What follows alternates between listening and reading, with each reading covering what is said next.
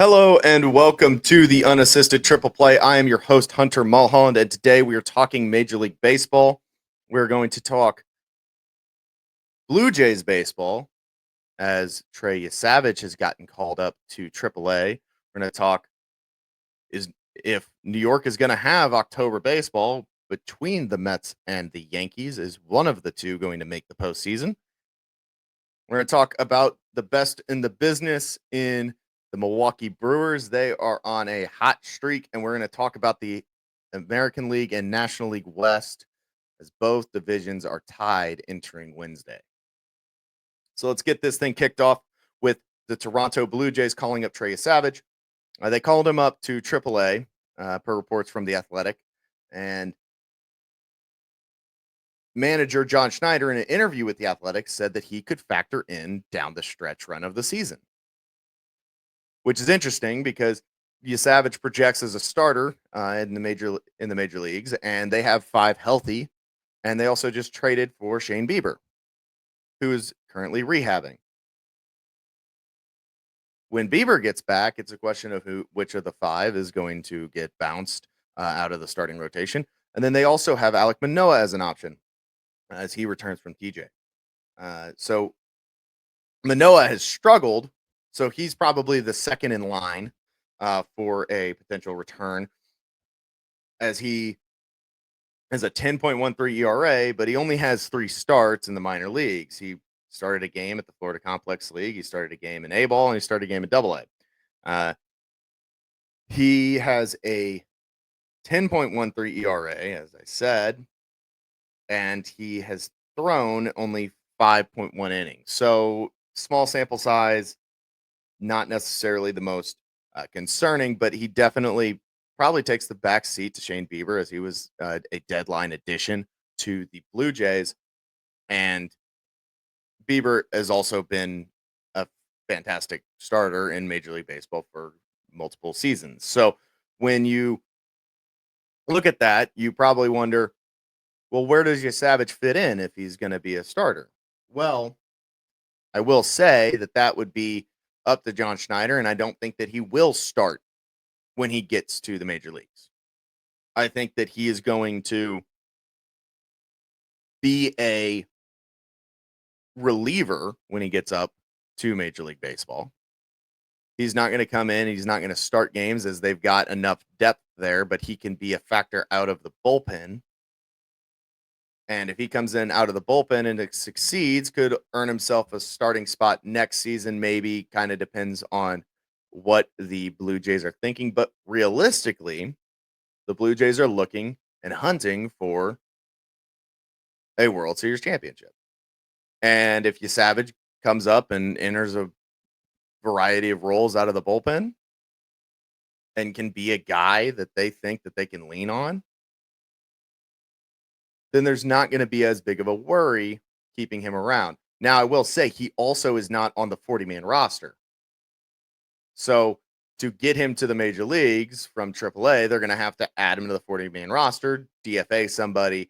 But if they think that the pros of having Savage with the team in Toronto outweighs the process of potentially losing somebody that they DFA and remove from the 40-man and tell him that he's got to go on waivers, it's possible. So, and it's also possible that no team picks up the guy that they DFA. That's also a possibility. It just kind of depends on who it is, who they deem the most likely, I guess, to get through a DFA, and somebody that's not necessarily going to be a factor down the stretch where you might want them on the 40-man so that you can call him up when you need him. So they're going to have to find a way to get him onto the 40-man and make the decision on what he's going to do. I think when he comes up, he's going to be a reliever, just enough starting depth from the Blue Jays is going to keep Savage out of that role. There's no need to have 8, and they've already got 7 once Bieber and Manoah get back in full. They're going to have 7 starting pitchers. There's really no reason to have 7. And once you get to the playoffs, there's really no reason to have more than 4 when you get into the 5 game and 7 game series. Like if they get in and let's say they struggle down the stretch and they end up as the third um, division winner, even though currently they lead the American League, they're first place in the American League. If they were to get in and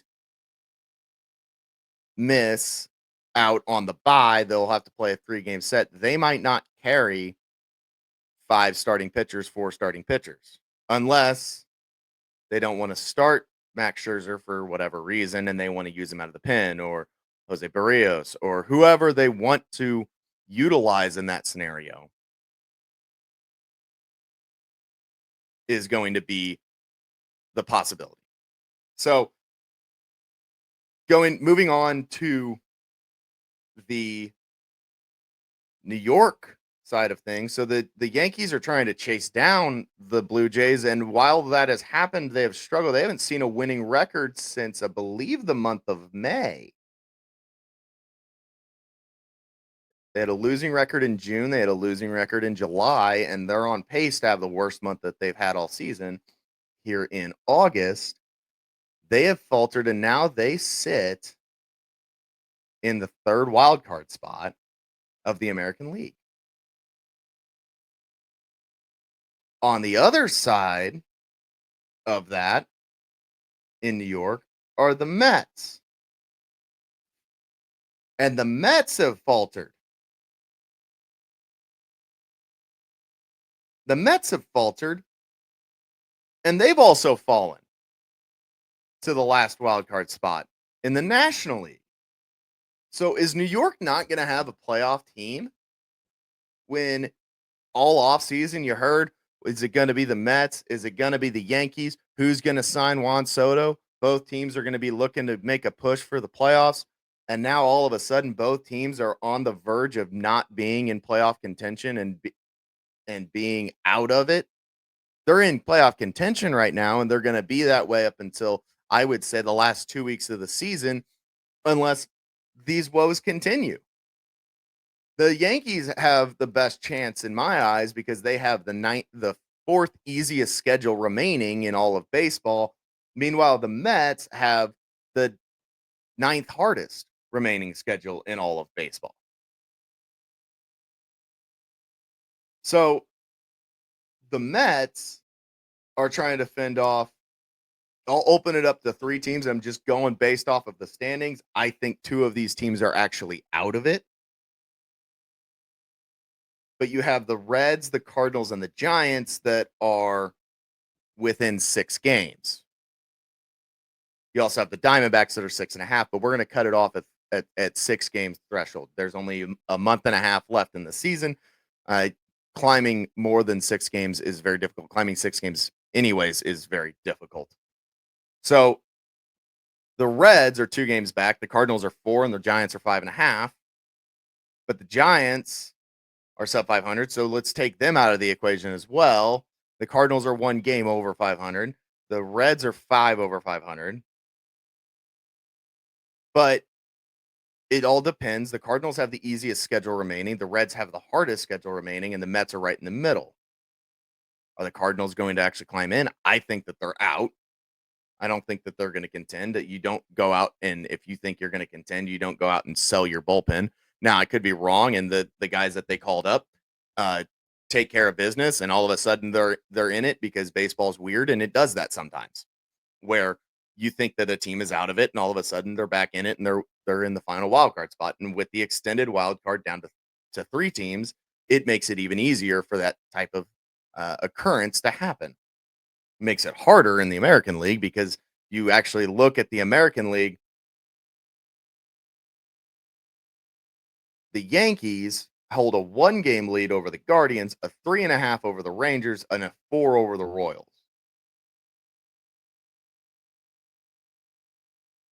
The Angels kind of stood pat at the deadline. They kind of added. They didn't really add major pieces. The Rays did a little buying and selling. And then you get down there past the Rays and the Twins, Orioles, Athletics, and White Sox all blew it up. Well, the Twins really blew it up, but they all sold. So the American League, I think, is deeper. Like you've got 5 teams that could potentially go and do it, and at least thought that they could go do it. Meanwhile, in the National League, you look at it, and pretty much everybody past the Reds sold at the deadline. The Cardinals did this. We're just going to sell bullpen pieces. We're not going to do much else, but we're gonna trade some of our bullpen guys in a really strong reliever market this year. If you had a reliever and you didn't trade him, it almost felt like it was a mistake. Especially if you were out of contention, teams were paying a high premium for back end relievers, including the Mets, including the Phillies, when they made the deals to get Helsley to the Mets and Duran to the Phillies. But so you sit there and you look at it, and the Mets have a hard schedule, the Reds have a hard schedule, the Cardinals could be in it. Okay, well, one of those three is going to get in. I would lean closer to saying that the Reds are going to get in than saying that the Cardinals or the Mets. But I could also see with the Cardinals having the easier schedule out of all of them remaining, if they get hot and they can go on a run, they could potentially overtake somebody. But I think that the Reds probably are the higher likelihood to do it right now. And then if you go to the American League, again, back to the American League, you go to the Yankees. The Yankees are trying to fend some people off. They've gone on a streak of a downturn. The Mets broke theirs last night on Tuesday night, but the Mets are 2-8 over their last 10, and the Yankees are 4-6. They've won 2 straight now. They were 3-7 yesterday in their last 10, but they've won 2 straight, so they've gotten back up a little bit, but they're still struggling to win ball games. And if they continue and they don't see a winning record in August and September, they're not getting in the playoffs. It is crunch time for both of these teams now. The Mets had a good July, a decent July. I won't say good. I'll say decent. They had a decent July, which helped them fend off some of these other teams, because if the Mets struggled the same way that the Yankees struggled in July, you might have been looking at the end of July. The Cardinals don't sell because they're kind of right there, even though they also had their own downturn. And the Reds would probably be holding the wild card spot right now.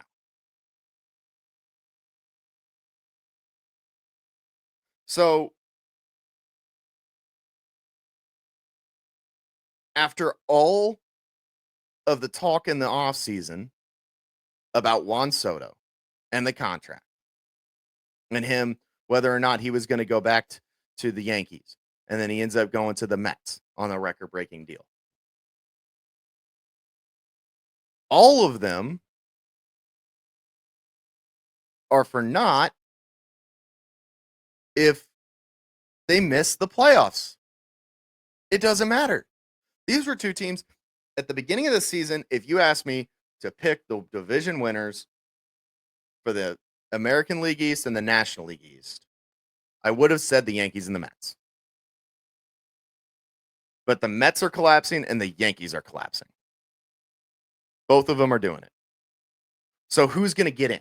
Which one's it going to be? Is it going to be both of them? Are both of them going to figure it out here in August and September? Or are both going to miss the playoffs? Or is only one going to do it? If I was going to tell you which one to bet to make the playoffs out of these 2 teams, I would say the Yankees. I think they have the better chance. I think they have the better odds.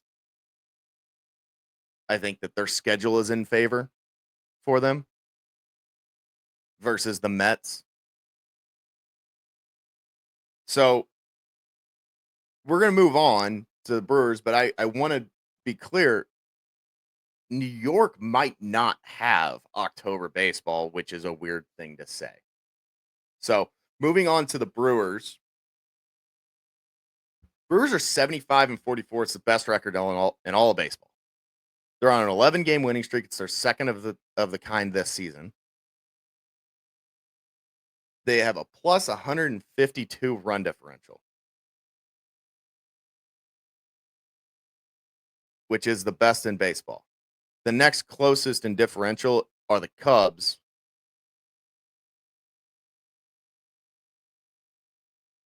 who are in second place in the Central and are 7.5 games back of the Brewers. And they're starting to slow up as well. So Milwaukee,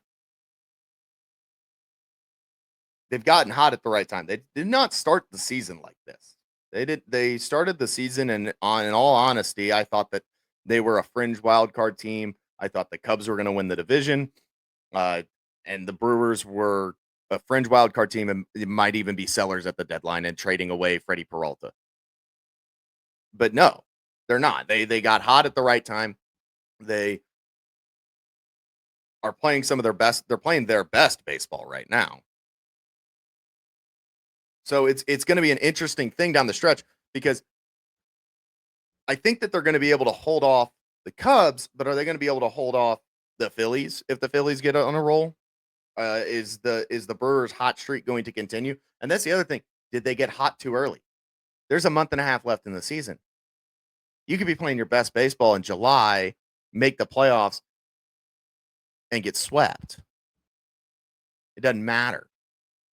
So they've got to be able to hold this. If they have a down streak, if they have a bad and a rough streak where they lose, say, 5 of 6, are they going to be able to bounce back, or are they going to just kind of middle to the finish line and all of a sudden they're playing a 3-game wild card series and they're getting bounced because the wild card team got hot because they're playing for their postseason lives? What's going to happen? So I would say that the Brewers are going to hold it off. I think they're gonna do it, but it's going to be interesting to watch them. Did they get hot too early? Are they going to cool off before they really needed to be hot? It doesn't matter if you squeak into the playoffs and you're hot at the right time. I mean, look at the Royals in 2014. They get into the playoffs, they go on a run, they make it to the World Series. The next year, they make it to the World Series and they actually win it. But 2014 was really the big year where they kind of snuck in. They got into the wild card game and they won it late and took over. Are the Brewers hitting that hot streak that got the Royals into the playoffs too early? Is it too early for them to be playing their best baseball? They need to continue. Well, I think that they're going to be fine, but it is something to watch. If they start to struggle, watch for an upset in the Brewers' first series. Because even though their pitching has been strong and their offense has started to figure it out, and obviously their offense has had it figured out, they lead the league in run differential, but if they get into the playoffs and they're cold, the pitching might be their saving grace. So I would watch for an upset in that because the Brewers, as good as baseball they're playing, they did not play great baseball at the beginning of the year, but it doesn't matter then. It matters now and in the next month and a half for it. Moving on to our final topic of the day, we're going to talk about the West Coast teams. Well, only 3 of them are West Coast teams. One of them is the Houston Astros, but we'll talk about the West divisions. So the Astros and the Mariners are now tied. The Dodgers and Padres are now tied. Both divisions are tied with a month and a half left. And they're really the only division that feels in reach. Again, like I said, the Mets are only 5 games back of the Phillies, but they don't feel like a team that's going to climb up the standings and make a run. I think the Phillies are going to hold them off. The Guardians have started to make a run, and they're actually making a run at the Tigers, even though it felt like in June the Tigers had the division wrapped up. And the Red Sox are making a run at the Blue Jays, and I still think the Blue Jays are going to be able to hold them off, but the Yankees have fallen in that division. So, I mean, all of them are starting to turn into these 2-team races, except for really the NL Central. is the biggest one that's turning into the Brewers have control. But two of them are tied, and you've got less than 2 months in the season. So the Dodgers have to turn it on. Uh, they're waiting on some arms to get back. The Padres had a massive trade deadline for this reason in getting themselves back into this race, into the divisional race. They clearly thought that they were going to be in the wild card. They wanted to get back in the divisional race, and here they are. The Mariners had a big deadline. The American League West is, since the deadline, has been my division to watch, because even though like the Rangers are 6.5 out, but they also added at the deadline. They did some things to try and force a race, and at the time, it didn't feel too far off that they were going to make a run at the Mariners and the Astros. But now the Mariners and the Astros are tied. So when you look at it in terms of the Astros and the Mariners, which team's going to come out on top? I think it's the Mariners. I think the Mariners are going to win the division. I didn't think that coming into this season. I don't know if anybody did. But the Mariners they feel like they're a team that no matter how they get in the playoffs, they are going to be deadly. They are going to be able to make a run at something. And right now, let's say that they were to lose the division right now. Their draw would be the Boston Red Sox. I like the Mariners there. Their next draw, believe, would be, depending, it would be the Tigers. Their next draw would be the Tigers. Seems favorable to me with the way the Tigers have been playing. Mariners are on an 8-game winning streak too. Like, they've clawed back into this thing. I think Seattle's got a good chance of getting this done. In the National League, let's say the Padres do it. I think the Padres are another team that right now it feels like they could go out and shock some people and go on a run, even though it doesn't feel like it should be that shocking. If they were to, their draw would be the Cubs if the season ended today, if they did not win the division. Their draw would be the Cubs. I like the way that the Cubs have been playing. I like the Padres a lot. And then you turn it around, they play the Phillies, and I think that's a fantastic series. Padres and the Phillies, give me that. Give me that. I wish it was the NLCS and it was a 7-game series, but give me that all day.